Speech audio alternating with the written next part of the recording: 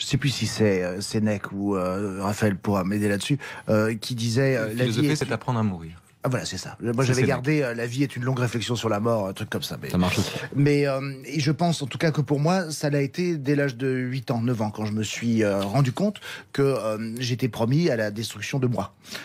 Et ce n'est pas évident, en fait, d'intégrer ça. Alors, on apprend avec le temps à faire, non pas avec, mais à faire sien cet événement qui doit faire partie, en fait, de la vie. On pense souvent que la mort est extérieure à la vie, mais non, c'est le dernier moment, le moment ultime de la vie.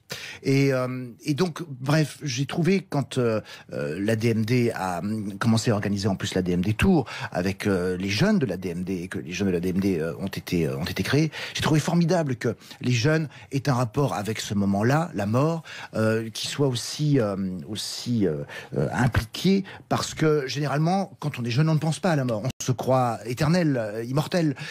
Et en tout cas, la mort est dans nos sociétés aujourd'hui de plus en plus rejetée, même si on nous l'impose à nouveau à travers les actes terroristes, par exemple. Bien sûr, oui. Mais dans ce cas-là, on parle de mort inopinée et tragique et injuste, bien sûr.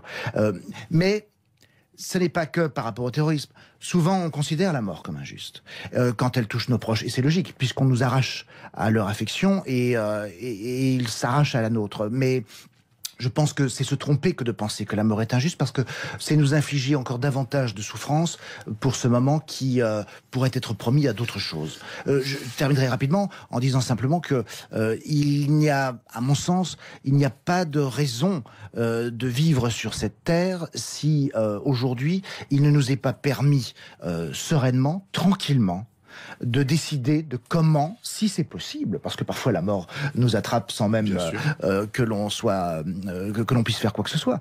Mais pour moi, il n'est pas tolérable qu'on ne puisse pas nous permettre de pouvoir choisir, définir en tout cas à minima les conditions de notre départ.